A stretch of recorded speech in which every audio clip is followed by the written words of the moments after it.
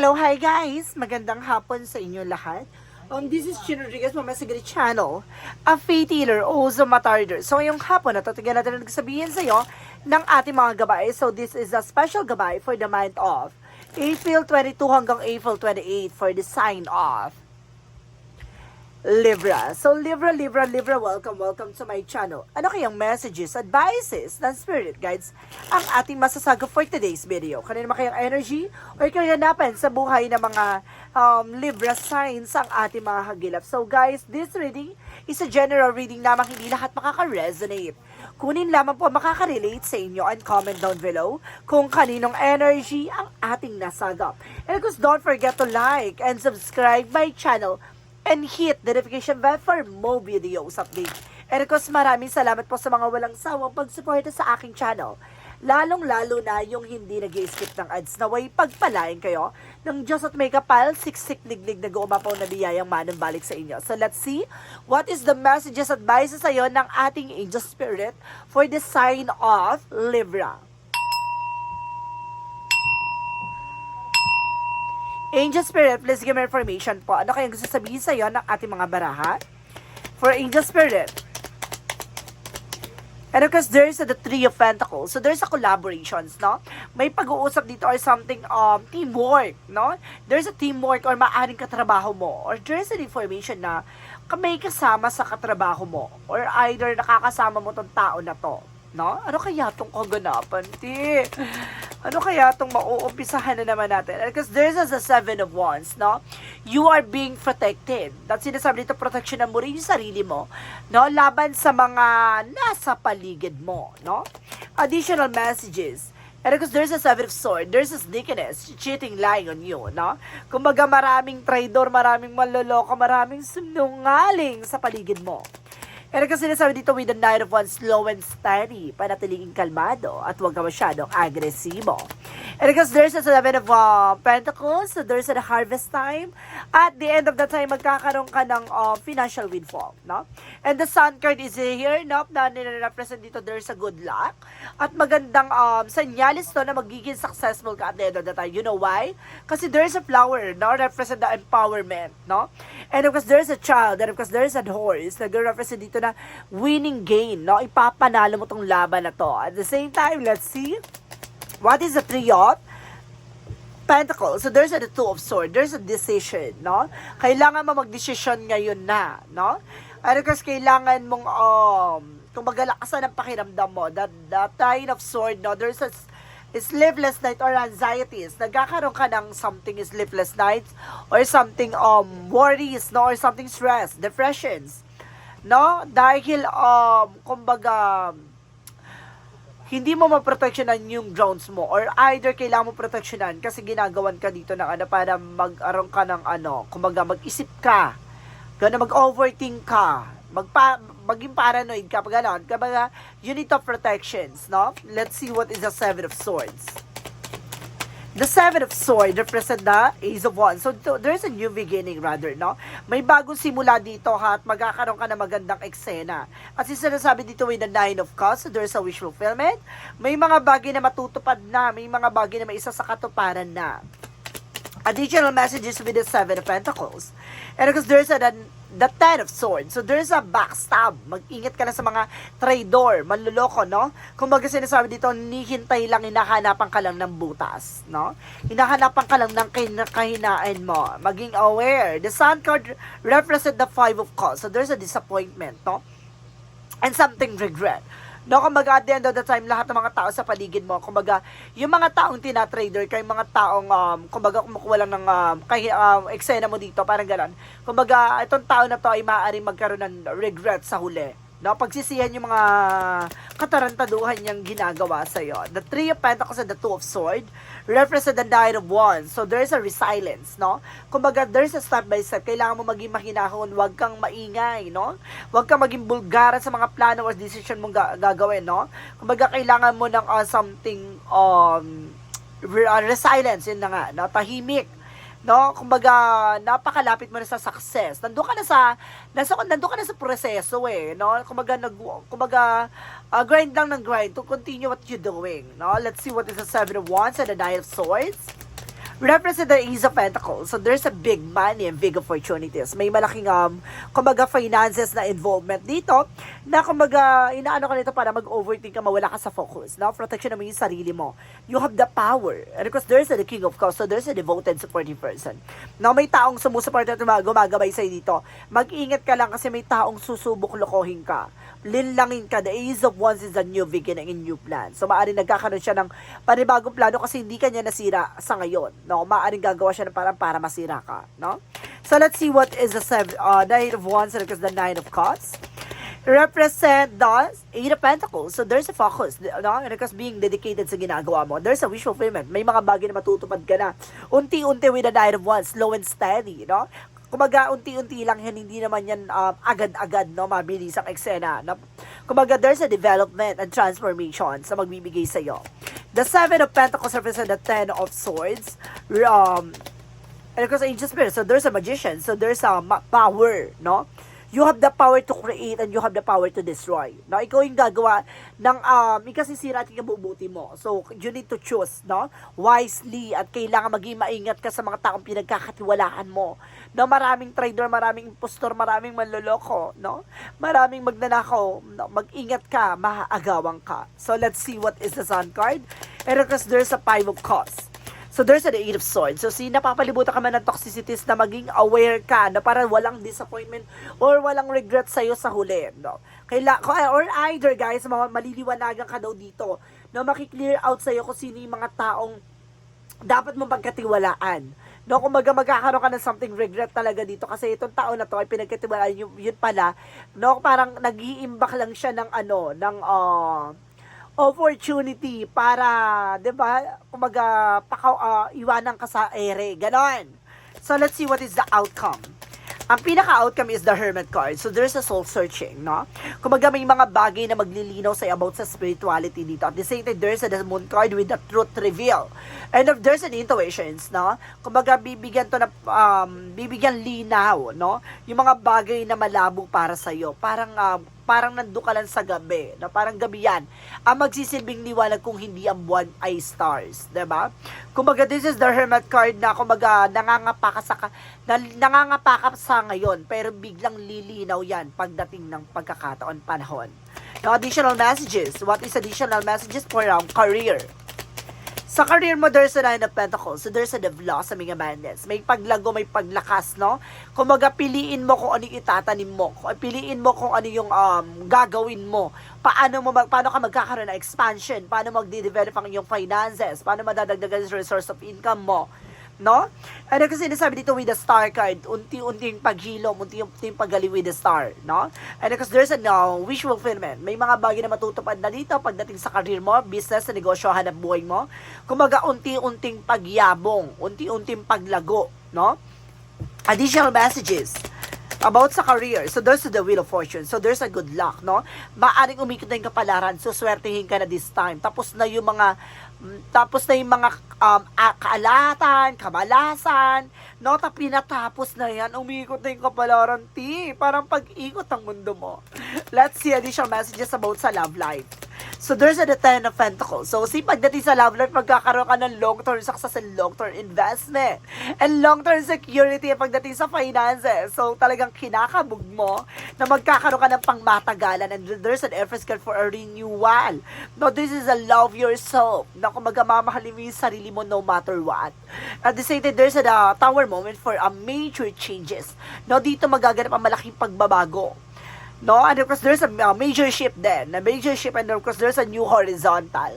And of course, there's a everything is fine, no? Kumbaga sa lahat ng kaganapan sa buhay mo, you're always ready and you're always be fine. Kumbaga, kahit napagod ka na, kahit nahirap ka, tumatayo ka at kaya mo manindigan kung ano man ang pinaninindigan mo sa buhay mo. Additional messages about sa health. So, there's the Devil card. See? May taong gumagawa sa iyo with the Devil card. Gusto nitong humina ka. Gusto nitong bumagsak ka. Gusto nitong hindi mo magawa yung mga opportunity na ibibigay sa iyo. Ganon. Kung may mga parating gusto nito harangin para magkaroon ng something, mag-collapse yung eksena mo. And of course, there's a Six of Cups insider friend, ex-jowa, ex-asawa, or either, a friend, or relatives, no? Kapitbahay, ganun guys, ang gumagawa sa'yo. At the same time, there's the Ace of Swords, there's a breakthrough. Pero huwag ka mag-alala, magtatagumpay ka. Kasi matutuklasan mo kung anong ginagawa sa'yo. Eventually, magpapagamot ka. No? There's an Ace of Swords. So, there's a breakthrough and because you are on the spotlight. No? Kumbaga, at the end of the time, kumbaga, kaya niya ginagawa to ay malaki ang inggit sa'yo. No? Mukhang kinain siya ng kainggitan niya. Inggit. Pera. So, let's see what is the magical fairy messages. For magical fairy messages represent your wish is granted. So, talagang tinutupad ang iyong pangarap, no? Talagang may isa sa katuparan to. At sinasabi dito, there's a connect with the nature. Talagang sinasabi dito na konektado ang sarili mo sa nature. Kumbaga, kailangan mong mag-unwind or kailangan mo i-rejuvenate ang iyong power, no? So, let's see what is additional messages for synchronicities. For synchronicities, let's see.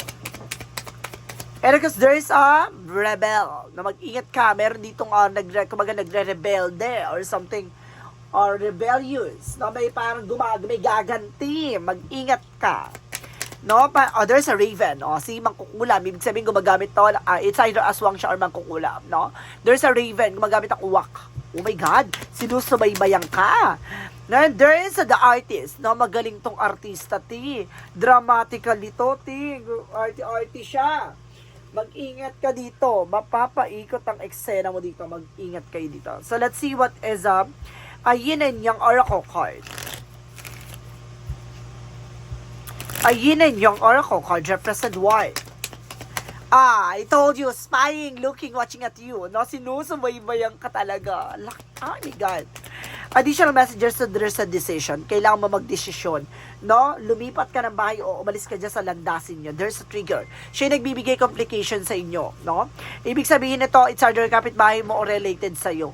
Yung nagbibigay ng information. There's a, remember, awakening. Pakakatandaan mo, kailangan mong mamulat. No? Sa kapaligiran mo. So, let's see what is additional messages for angel spirit. For Archangel Raphael messages. Archangel Raphael messages as your body for massage. No, kailangan mo ng massage therapies, exercises, no, yoga. Ano kasi sinasabi din dito with Archangel, use your natural healing abilities. No, if you are kumbaga marunong ka rin manghilot or either marunong kang manggamot, no? Kumbaga there's any healing powers or healing and abilities. So kakayanan, 'di ba? So kaya mo rin gamutin yung sarili mo or kaya mo kumbaga manggamot, no? Let's see what is the energy. So let's see what is the energy. So there's a third chakra, Archangel Chamuel, no? About sa health mo, sa sikmura, sa dibdib, no? Diyan ang mga nararamdaman mo. Literal. At the same time, there's a journey. Talagang tatahakin mo ang landas na tinatahak mo ngayon. No? May mga bagay dyan na maglilinaw at magki-clear talaga sa'yo. Additional messages. And there is a friendship. Oh my God! It's your friend! Oh my God, clear out ng ating angel spirit. Ang gumagawa sa'yo ay yung kaibigan mo.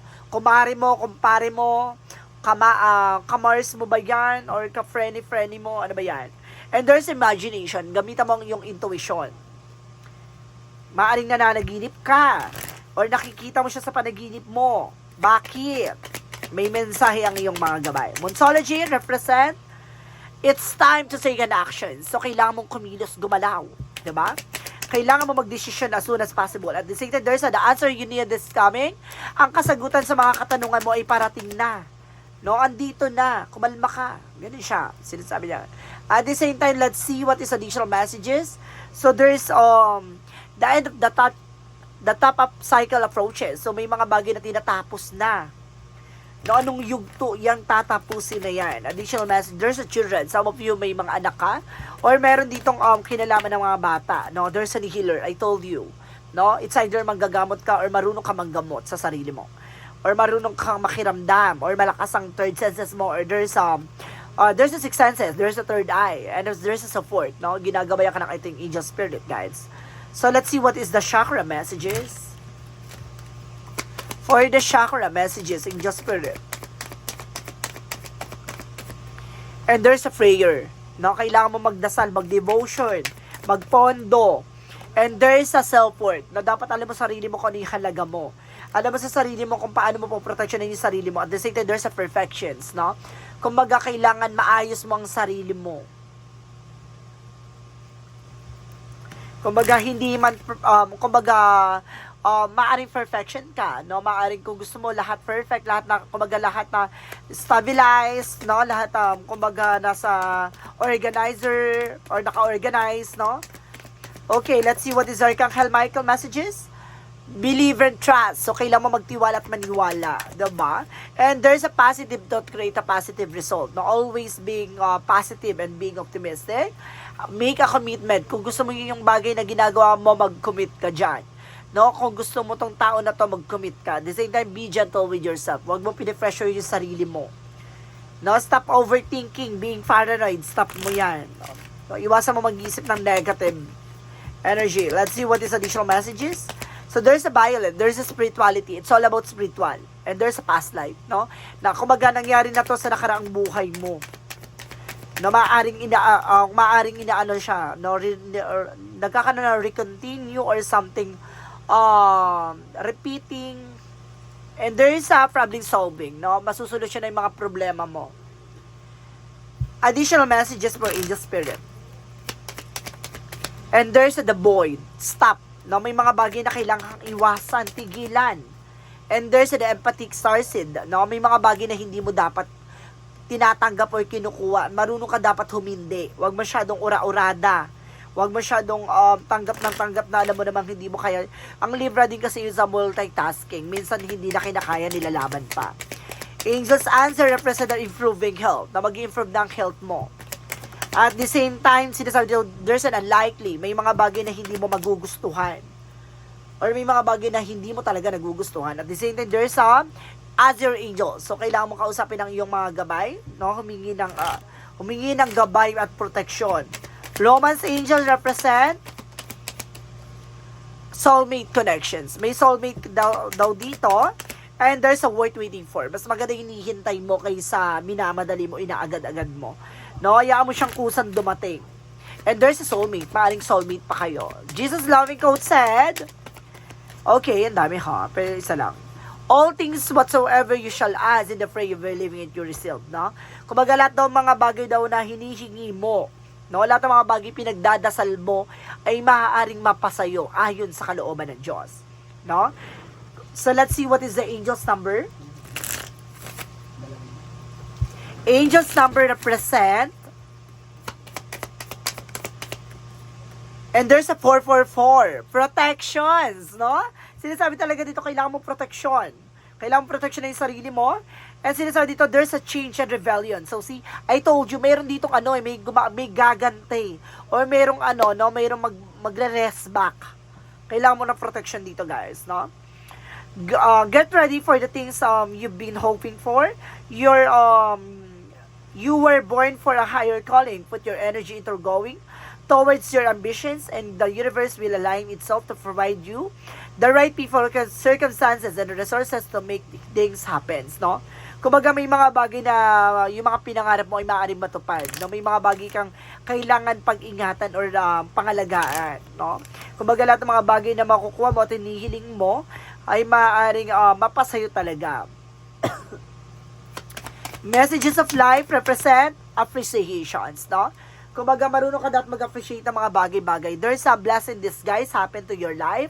May mga bagay dyan na parang hindi mo in-expect na nagiging dahilan, kaya hindi mo pa nakukuha isang bagay. Kaya maging grateful ka or maging mag-appreciate ka ng mga bagay na yon. It's an opportunity na kaya nangyayari sa'yo yung mga pagkawala ng isang bagay na yon kasi may dahilan. So, sinasabi dito, I am grateful for the abundance in my life as I direct my thoughts towards all the wonderful in my world, my troubles and worries lighten with a full heart.